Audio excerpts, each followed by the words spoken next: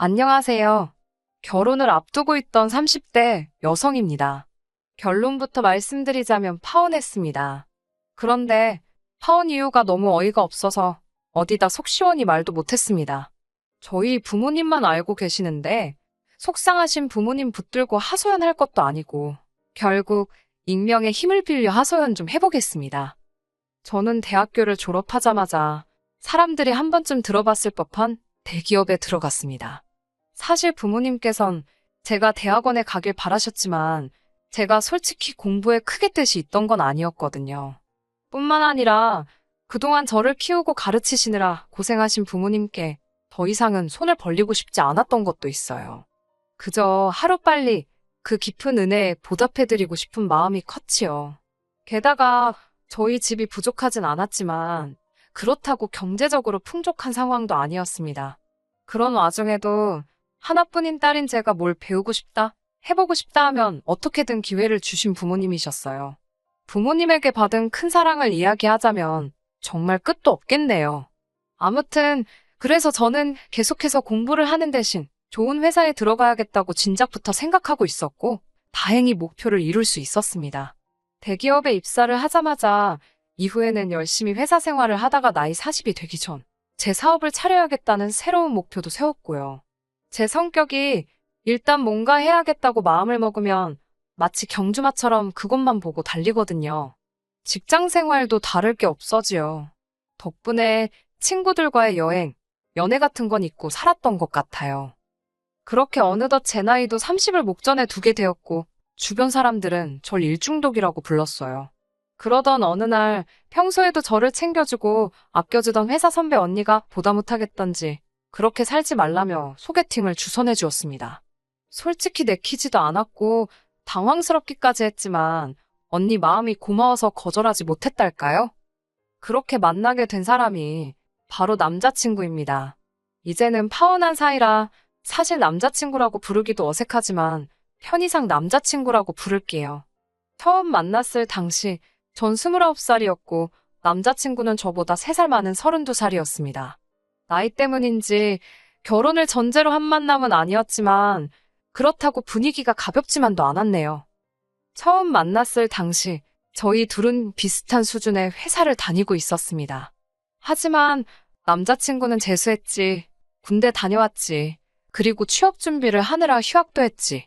덕분에 나이만 많았지 오히려 저보다 졸업이 늦었고 그렇다 보니 저보다 회사 생활도 늦게 시작했더라고요. 그래서 연봉은 제가 조금 더 높았네요. 아무튼 그런 조건과 별개로 남자친구는 써글써글한 외모의 젠틀한 매너를 가지고 있었습니다. 성격도 크게 모난 구석은 없는 것 같았지요. 그래서 연애 경험이 한 번밖에 없다고 했을 때 하마터면 저한테 거짓말을 하고 있다고 오해할 뻔했네요. 사실 말하기 쑥스럽지만 저 역시 제대로 된 연애는 해본 적이 없었습니다. 한마디로 둘 다 나이만 먹었지 연애에 서툴었어요. 그래서 처음에는 별것도 아닌 일에 다투기도 했고 잡음도 있었고요. 하지만 서로 양보하고 맞춰가며 인연을 만났습니다. 그 무렵 소개팅을 주선해 주었던 선배 언니가 결혼을 하게 되었습니다. 언니 역시 저 못지않게 이력심이 많은 사람이었는데 그런 언니가 결혼을 하니까 제 마음도 왠지 싱숭생숭하더라고요. 불현듯 제 나이가 벌써 31살라는 생각을 하게 되었고 시간이 이렇게 빨리 흘렀구나. 새삼스레 주변을 둘러보니 이미 몇몇 친구들은 좋은 사람을 만나 시집을 갔고 심지어 아이까지 키우고 있는 친구들도 여럿이었습니다. 저는 왠지 모를 조급함이 들기 시작했지만 자존심 때문에 먼저 결혼 이야기를 하고 싶지는 않았어요. 그래서 처음엔 유치하지만 장난처럼 결혼에 대해서 운을 띄웠지요. 하지만 남자친구는 눈치를 못 챈 건지 아니면 의도적으로 모르는 척하는 건지 얼렁뚱땅 제 말을 별거 아닌 일처럼 치부하고 넘기기 일쑤였습니다.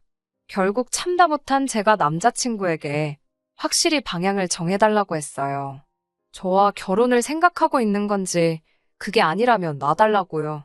그제서야 남자친구는 기다리게 해서 미안하다며 저에게 프로포즈를 해왔습니다. 그렇게 결혼 준비가 하나씩 시작되었어요.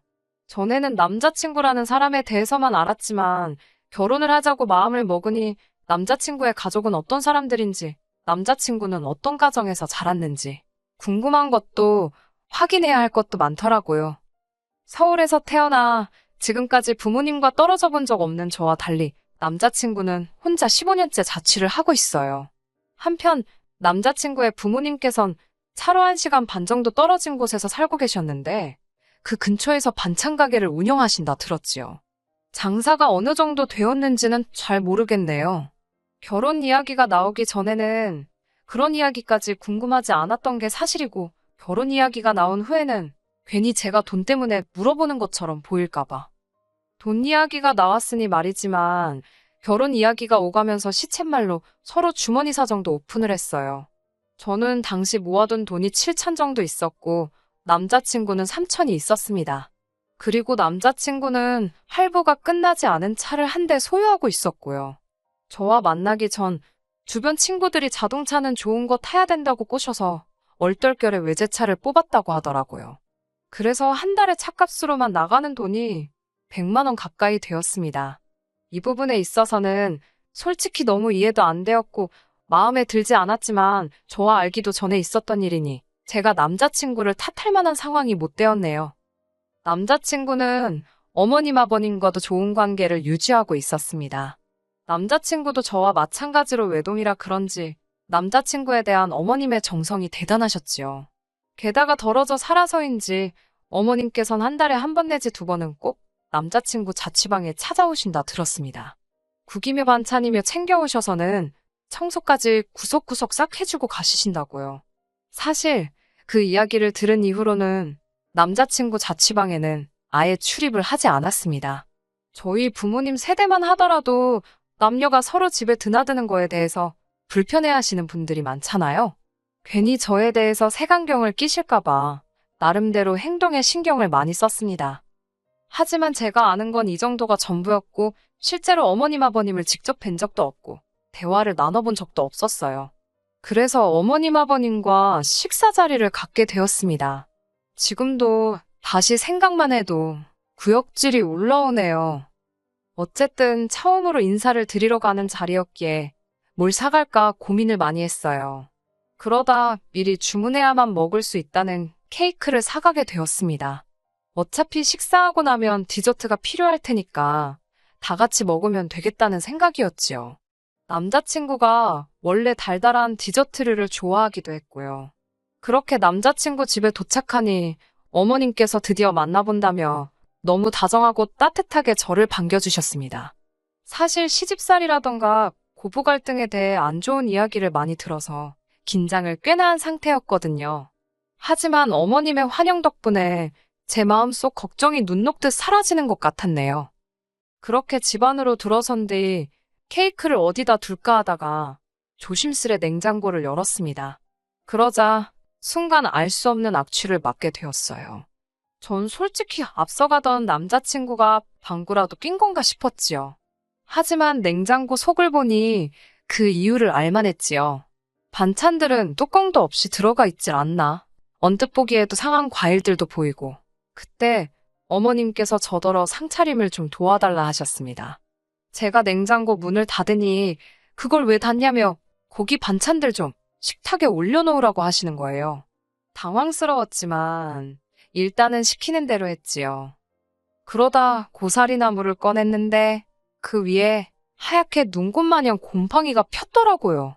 제가 어머님께 이건 버려야 할 것 같다고 보여드리니 이건 덜어내면 된다며 이 고사리가 시골 어디서 누가 보내준 귀한 거라며 이따 저도 좀 챙겨주신다고 하셨습니다.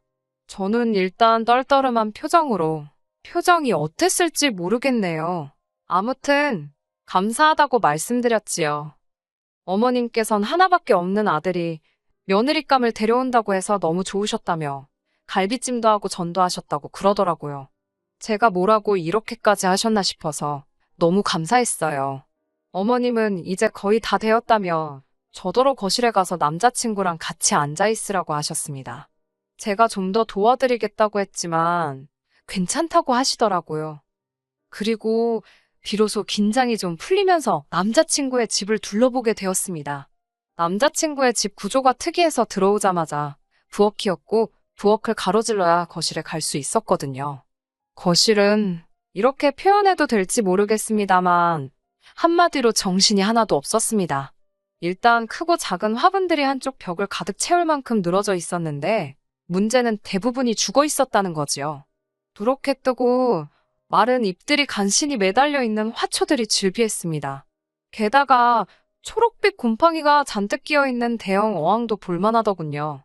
당연히 그 안에는 물고기도 없었지요. 아무튼 한번 그런 것들이 눈에 들어오기 시작하니까 저도 모르게 자꾸 다른 것들도 관찰 아닌 관찰을 하게 되더라고요.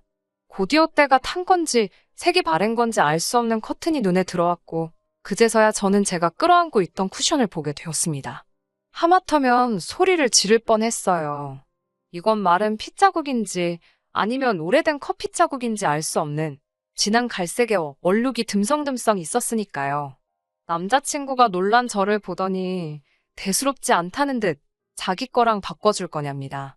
제가 괜찮다 하니까 뒤집어서 안고 있으라고 했던 것도 같아요.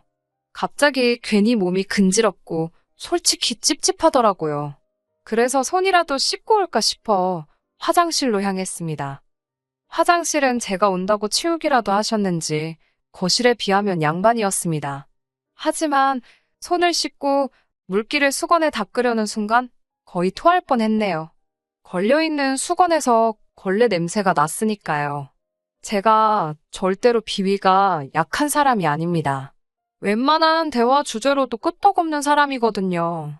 결국 저는 대충 손을 털고 나왔습니다. 인사드리는 날이라고 백화점 고급 브랜드에서 연분홍 투피스까지 사입고 온 제 자신이 우스울 지경이었네요. 아무튼 그렇게 거의 소파에 엉덩이를 걸치듯 앉아 있었습니다. 어머님이 쉬라고 해서 앉아있던 거지만 왠지 가시방석처럼 편하진 않았어요. 아버님은 저더러 똥 마려운 강아지 마냥 왜 그러냐고 농담을 던지셨지만 그런 농담이 당황스럽고 재밌지도 않았던 전 어정쩡하게 웃어 보였지요. 어느덧 어머님께서 식사 준비가 다 되었다 하셨고 그렇게 저를 포함한 모두가 식탁에 둘러앉았습니다. 집의 상태와 달리 모든 음식은 정갈하게 담겨져 있었고 냄새도 좋았어요. 반찬 가게를 하신다더니 역시 솜씨가 좋으신가 보다고 속으로 생각했지요. 하지만 그런 생각도 잠시. 저는 어머님의 행동에 다시 한번 크게 놀라고 말았습니다. 어머님께선 국이 간이 잘 됐나 혼잣말처럼 말씀하시더니 수저로 간을 보시더라고요. 좀 싱겁다 하시더니 맛소금을 어머님 입에 넣으셨던 수저에 덜어서 그대로 국이 들어있는 냄비로 직행이었습니다. 어머님께선 당신 입으로 쪽 빨았던 수저로 온 가족이 먹어야 할 국을 휘휘 젓고 계셨지요. 아버님이나 남자친구는 익숙해서 그런지 별로 놀란 기색이 아니었지만 저는 어쨌든 남이잖아요. 비위가 너무 상하더라고요. 하지만 저도 남자친구와 결혼을 하고 싶어서 인사를 드리러 온 입장인데 정색을 할 수도 없고 그렇다고 어머님께 뭐라 할 수도 없어서 그냥 아무 말도 못했습니다. 식탁에는 갈비찜이 있었는데 아버님은 며느리감 온다고 네 엄마가 큰돈 썼다면서 모처럼 갈비 뜯게 생겼다고 좋아하시더라고요. 괜히 무안하기도 했지만 정말 저 때문에 신경을 써주셨나 싶어서 비위가 상한 것과는 별개로 기분이 좋더라고요.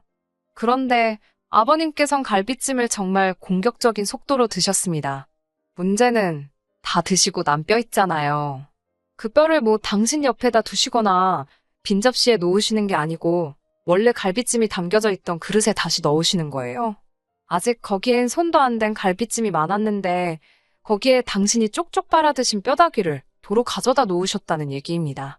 저는 처음엔 설마 잘못 두셨나 하고 생각했어요. 하지만 그게 아니었지요. 몇 번이고 너무나 당연하다는 듯이 그리고 심지어 남자친구도 아버님과 똑같은 짓을 하더라고요. 제가 놀라서 작은 목소리로 그걸 왜 거기다 놓냐고 한쪽에 따로 두라고 했습니다. 그러자 남자친구가 우린 원래 여기다 놓는데? 그러는 거예요. 어머님도 저더러 너도 그 뼈 식탁에 놓지 말라고 괜히 식탁 닦아야 된다고 그러셨습니다. 정말이지 각자 입에서 나왔다 들어갔다를 반복했던 뼈가 다시 고기가 들어있던 접시에 담기는 걸 한번 상상해보세요. 정말 식욕이 뚝 떨어졌어요. 그래도 당장이라도 토해버리고 싶은 걸 억지로 참고 어머님이 휘휘 저어 떠주신 국물하고 간신히 밥을 삼켰네요. 그러자 어머님께선 왜 이렇게 못 먹냐며 손수 고기를 발라 제 수저 위에 올려주셨습니다. 어쩔 수 없이 어거지로 한 입을 먹었는데 어머님이 고기가 부족한 것 같다며 뼈다귀로 가득한 접시를 들고 가시더니 다시 그 위에 갈비찜을 채워오셨지요. 하지만 이런 문제로 제가 파혼을 한 건 아닙니다. 솔직히 집안마다 가풍도 다르고 환경도 다르니 제가 어느 정도는 이해를 해야 한다고 생각했어요. 하지만 이건 가풍이나 문화가 아니라 상식을 벗어난 일이잖아요. 게다가 구역질이 날 법한 일은 여기서 끝나지 않았습니다. 모두가 식사를 마치자 어머님께선 반찬통 하나를 꺼내 남은 반찬을 전부 모아 담으셨지요. 먹다 남은 반찬이요. 그때만 해도 전 솔직히 어머님이 음식물 쓰레기 모으시는 줄 알았네요. 아버님께선 제가 사온 케이크 맛 좀 보자고 하시며 거실에서 2차로 디저트를 먹자고 케이크를 꺼내오셨습니다. 제가 부엌에 접시를 가지러 가려니까 어머님께서 접시를 못하러 쓰냐고 설거지거리만 늘어난다며 대충 먹자고 하셨어요. 떨떠름했지만 유난 떤다 소리 들을까봐 네 하고 자리에 앉았습니다. 케이크를 꺼내니 아버님께선 당신은 이 크림이 그렇게 좋다며 당신 수저로 크림만 떠드시기 시작하셨습니다. 문제는 잘라서 당신이 드실 부분만 건드시는 게 아니라 케이크 한 판을 다 그렇게 훑어드시는 게 아니겠어요? 보다 못한 제가 아버님께 좀 덜어 드시는 게 어떻겠냐고 돌려서 말씀을 드렸지만 됐다고 하시길래 결국 솔직히 말씀드렸습니다. 아버님 침이 여기저기 다 묻어서 다른 식구들은 어떻게 먹냐고요. 웃으며 농담처럼 말씀드리니 아버님도 막 웃으시면서 당신 침은 로얄 젤리랍니다. 그러면서 저더러 한 숟갈 줄까? 그러시며 막 당신 수저에 침 뱉는 신용을 내셨다니까요. 그 꼴을 보고 전 더는 구역질을 참지 못했고 순간 분위기가 아주 싸해졌습니다.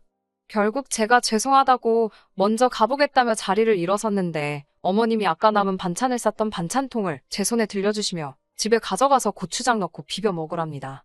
저는 어이가 없어서 됐다고 말씀드리고 그대로 집을 나왔네요. 밖에 나와 찬바람을 쐬니 속이 좀 가라앉는 것 같기도 했고 이제 슬슬 큰 길로 나가 택시를 잡으려고 했는데 남자친구가 뒤따라 나왔더라고요. 손엔 그 짬밥통을 챙겨 들고 말이지요. 전 남자친구가 제가 걱정이 돼서 나온 줄 알고 괜찮다고 했는데 자세히 보니 남자친구 표정이 울그락불그락 장난이 아니었습니다. 저더러 지금 이게 무슨 행동이냐고 다짜고짜 소리를 지르길래 저도 황당해서 아니 오빠야말로 왜 소리를 지르냐고 받아쳤어요. 그러자 남자친구는 누가 됐건 자기 부모님한테 무례한 건 못 참는답니다.